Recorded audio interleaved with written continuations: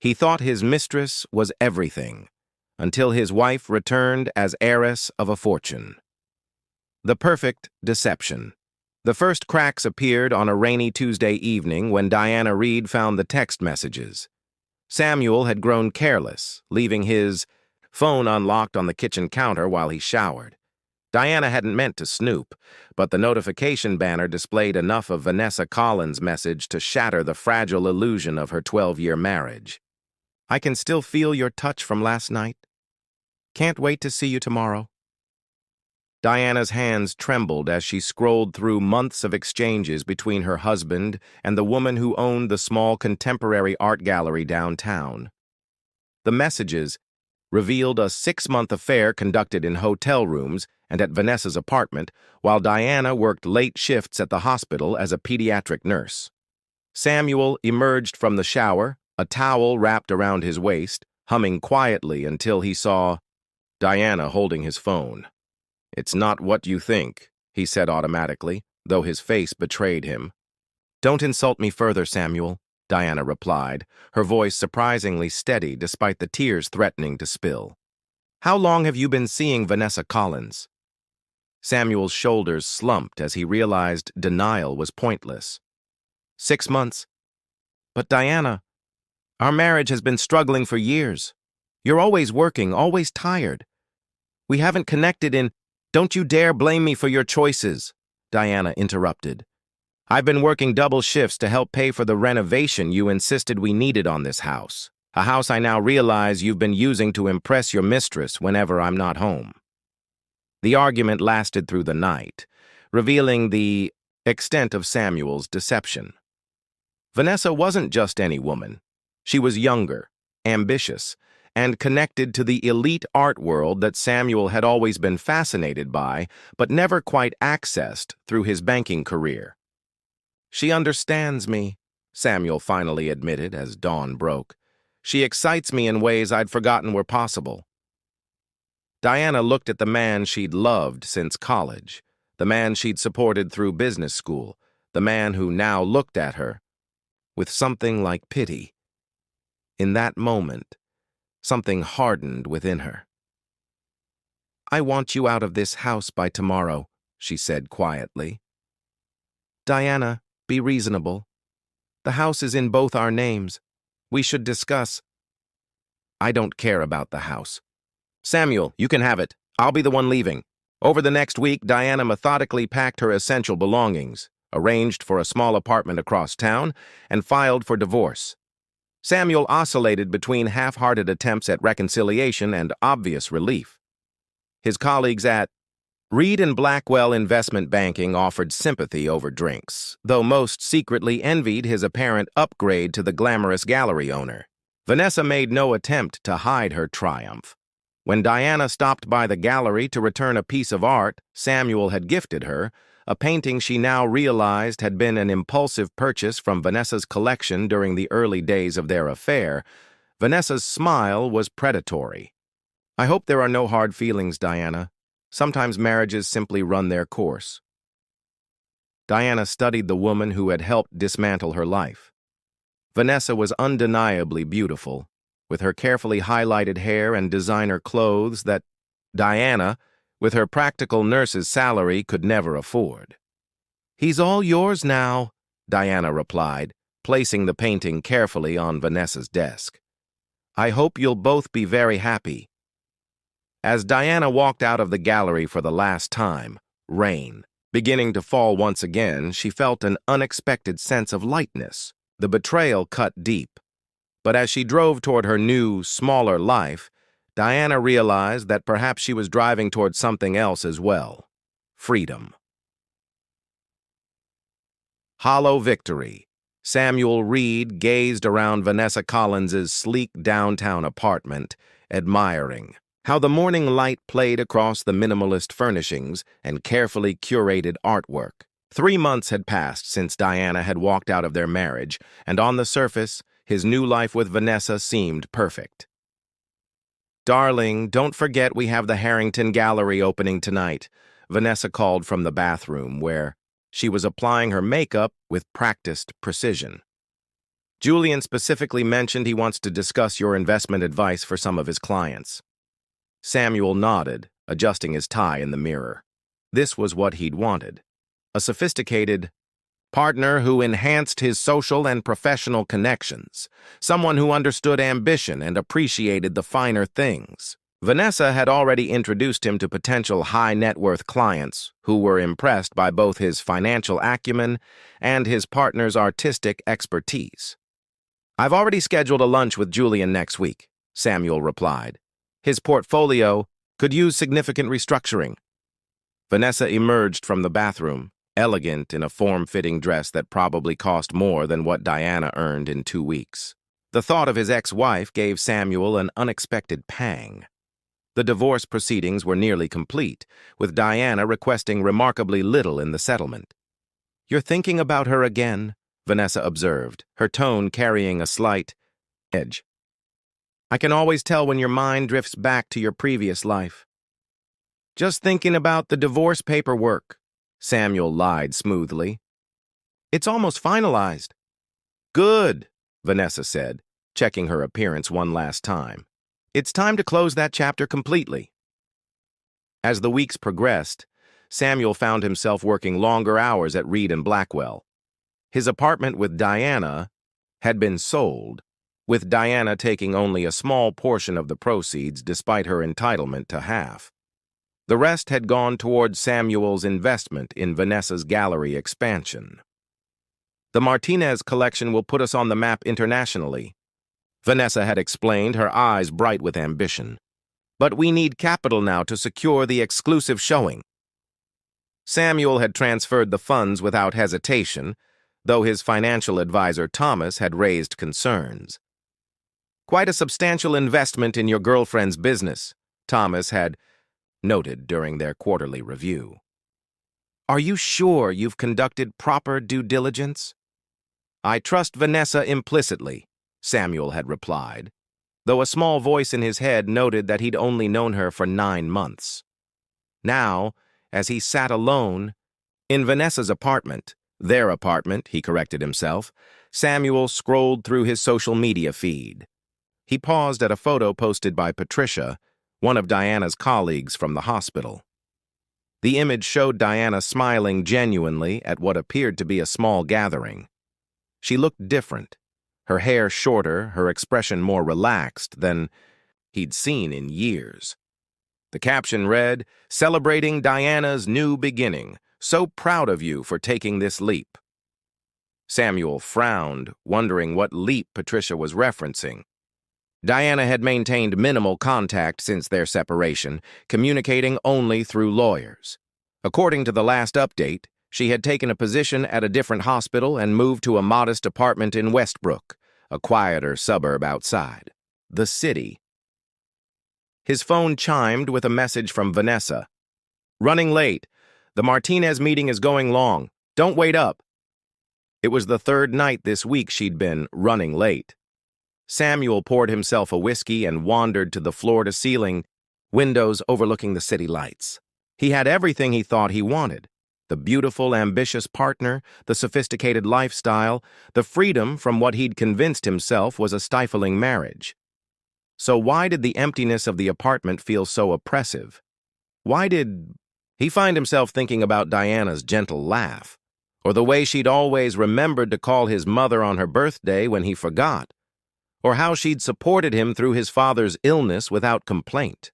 "This is ridiculous," Samuel muttered to himself, draining his glass. "You made your choice." But as he prepared for bed alone, Samuel couldn't shake the feeling that the victory he'd claimed was increasingly hollow. The inheritance revelation. "Mr. Reed, there's something we need to discuss regarding your ex-wife's financial status." Samuel glanced up from his computer screen at Thomas Bradford, his financial advisor, who stood in the doorway of his office, at Reed and Blackwell with an unusually serious expression. "Diana?" "What about her?" Samuel asked, gesturing for Thomas to take a seat. "The divorce was finalized 2 months ago. All financial ties have been severed." Thomas closed the door behind him and placed a newspaper on Samuel's desk. You might want to take a look at this. Business section, page 3. Samuel flipped to the indicated page and felt his stomach drop. There, under the headline, Unknown Heir to Wellington Fortune Steps Forward, was a photograph of Diana standing beside an elderly gentleman identified as Edward Wellington III, the reclusive billionaire industrialist. The article explained that Diana was the granddaughter of Edward's long-estranged sister, who had cut ties with the Wellington family decades ago after marrying against her father's wishes. Diana had apparently never known of her connection to the Wellington fortune until Edward, now in failing health and without direct heirs, had hired investigators to locate his sister's descendants. "This has to be a mistake," Samuel murmured, though the photographic evidence was clear. Diana, his ex-wife Diana, the practical nurse who had always been careful with money, was now the sole heir to the Wellington empire, estimated at $4.7 billion. "It's no mistake," Thomas confirmed. "The Wellington Group made the official announcement this morning. Diana Reed is now one of the wealthiest women in the country." Samuel sat back in his chair, mind reeling. "She never knew?" "According to the press release, no. Her mother apparently never told her about her Wellington heritage. Edward Wellington only reconnected with her recently, after his investigators located her following his sister's passing last year." Samuel remembered Diana mentioning her mother's death. He'd attended the small, modest funeral. There had been no hint of any connection to one of the country's oldest fortunes. As if reading his thoughts, Thomas added quietly, "The timing is unfortunate for you." The understatement hung in the air between them. Samuel had left Diana for Vanessa just months before this revelation. Had he stayed, he would now be married to a billionaire. The news spread rapidly through financial and social circles. By evening, Samuel's phone was buzzing constantly with messages from colleagues and acquaintances, all thinly veiling their curiosity and, in some cases, barely suppressed schadenfreude. Vanessa was less subtle in her reaction. "You're telling me," she said incredulously, pacing their apartment that evening, "that your plain, boring nurse ex-wife is now worth billions? Billions, Samuel?" Samuel winced at her characterization of Diana. "It's as much a shock to me as it is to you."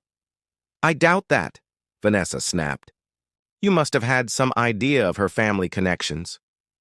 "None whatsoever," Samuel replied truthfully.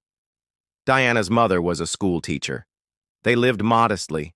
She put herself through nursing school with scholarships and loans. Vanessa stopped, pacing, and fixed him with a calculating look. "The divorce is final, but perhaps there's a way to challenge it under these new circumstances." "Concealment of assets. She didn't conceal anything," Samuel interrupted, surprising himself with his defensive tone.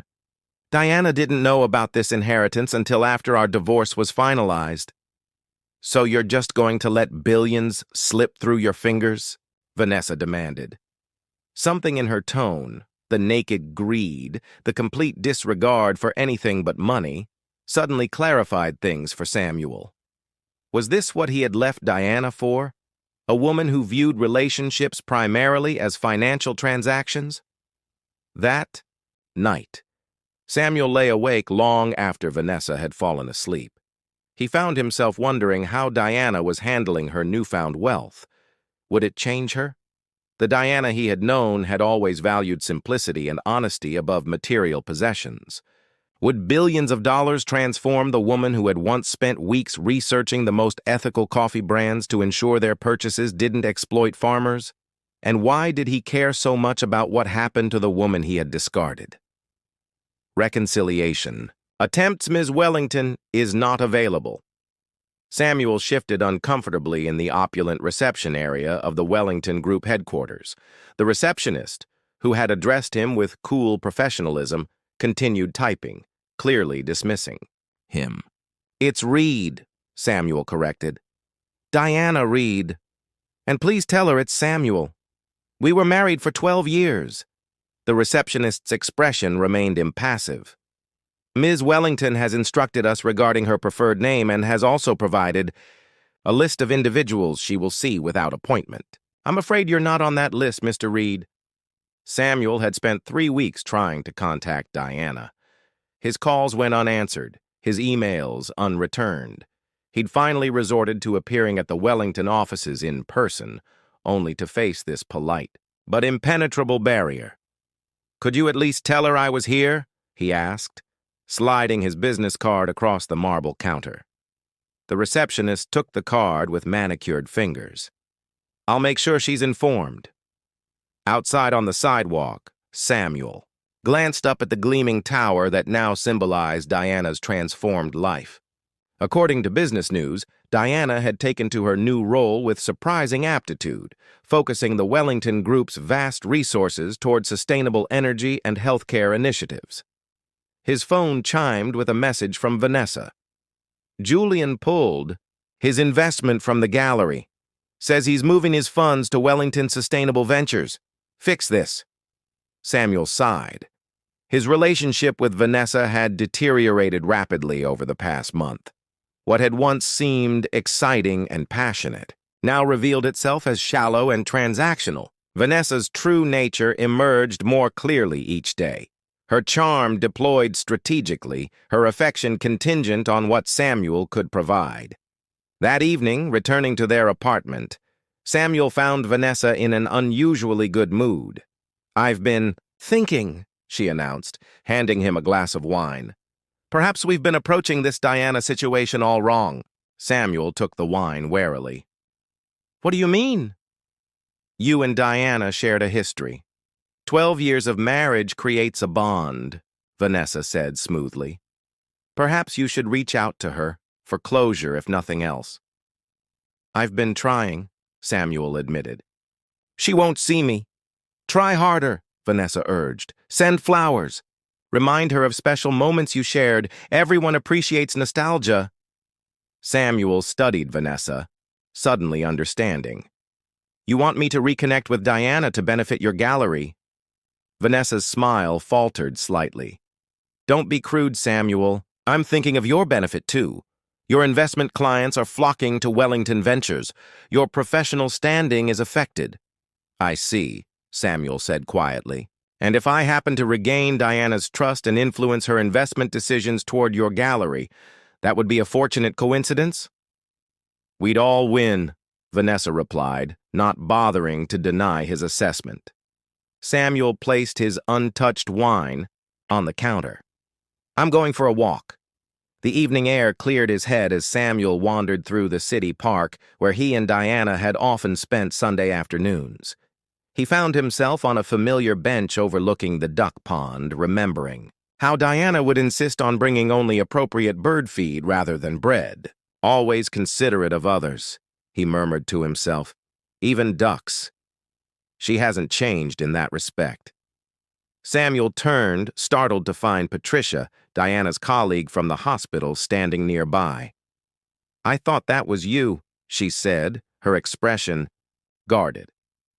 "Diana mentioned you've been trying to contact her." "She won't see me," Samuel admitted. Patricia studied him carefully.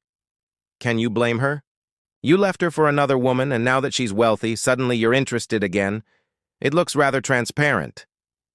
"It's not about the money," Samuel protested, though he knew how hollow that sounded. "Then what is it about?" Patricia challenged. Samuel stared at the pond, watching the ripples spread across the water. "I made a mistake," he said finally.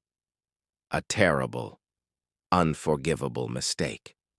I threw away something precious for something that turned out to be worthless."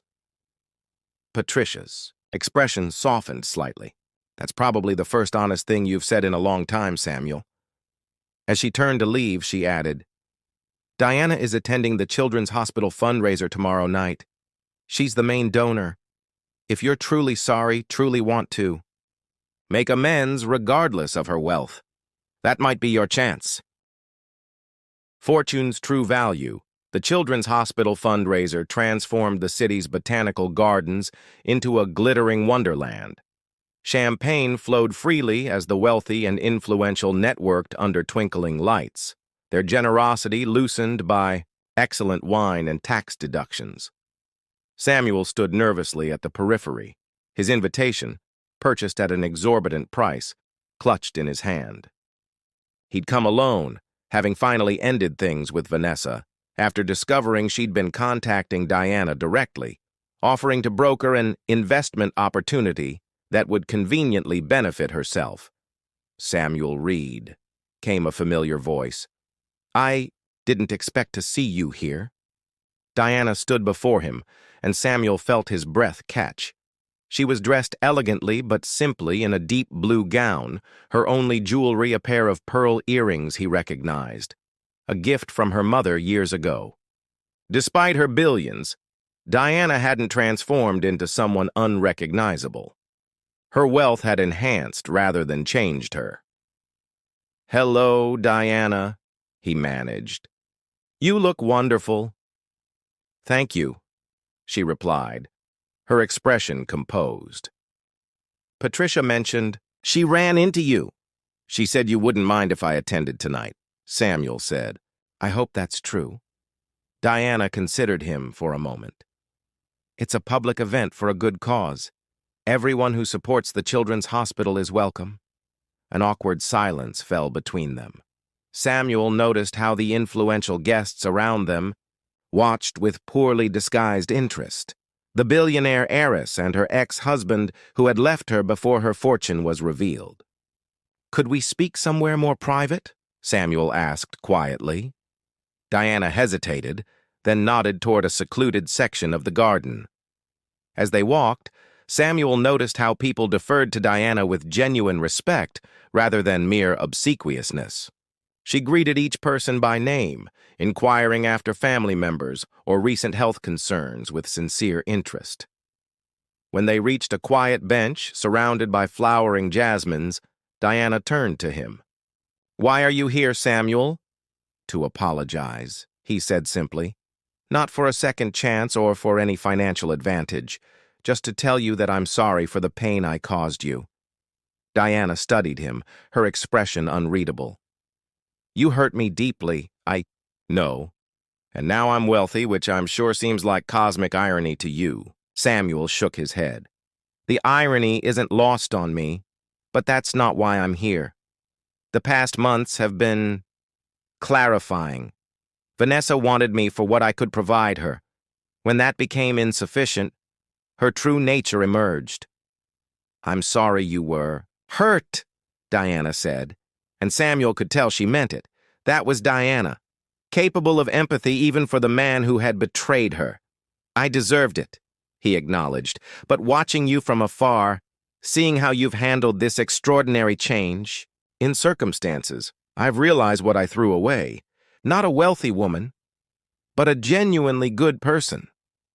Diana was quiet for a long moment. "I never knew about my grandfather's fortune. My mother cut ties with the Wellingtons completely when they disowned her for marrying my father. She never spoke of them." "Your grandfather has welcomed you into the family business?" Diana nodded. "He's been remarkably kind, though his health is failing. He's given me the freedom to direct the Wellington resources toward causes I believe in. The children's hospital is just the beginning." Samuel smiled genuinely. "You always wanted to help more children than you could as a single nurse. Now you can help thousands." "Yes," Diana agreed, her face lighting up with purpose. "It's overwhelming sometimes, but I'm learning." "You'll do incredible things," Samuel said with certainty. "You always had vision and compassion. Now you have the resources to match." They sat in companionable silence for a moment, the fragrance of jasmine surrounding them. "I don't expect forgiveness," Samuel finally said. "I just wanted you to know that I recognize what I lost, and it wasn't a fortune. It was you." Diana's expression softened. "Thank you for saying that. I've done a lot of healing these past months. The money didn't fix the pain of your betrayal, but it gave me opportunities to focus on what truly matters to me." "Are you happy?" Samuel asked sincerely. Diana considered the question. I'm finding my way, building something meaningful, and yes, I think I am happy. Or getting there. As the evening drew to a close, they walked back toward the main event. Before rejoining the crowd, Diana paused. "What will you do now?" she asked. Samuel had been pondering this question himself. "I'm considering starting over. Perhaps a smaller firm focused on ethical investments. Something meaningful rather than just profitable." "That sounds like a worthy endeavor," Diana said. She reached into her clutch and handed him a business card. "If you're serious about ethical investments, my foundation is looking for advisors who understand both finance and social responsibility." Samuel looked at the card in surprise. "You'd trust me with that?" "Not yet," Diana replied honestly. "But everyone deserves a chance to rebuild, Samuel. I'm offering you a path, not a handout. What you make of it will be entirely up to you." As they parted ways, Samuel watched Diana rejoin the fundraiser, moving confidently among people who now constituted her new world. The Wellington fortune had given her power, but it was Diana's inherent goodness that would give that fortune meaning. Walking alone under the stars, Samuel realized that the true wealth in life had never been about money. It had always been about integrity, purpose, and genuine connection. Lessons he had learned too late to save his marriage, but perhaps not too late to save himself. In his pocket, Diana's business card represented something precious. Not a second chance at love, but a second chance at becoming the person he should have been all along. It was a different kind of fortune, and perhaps the most valuable one of all.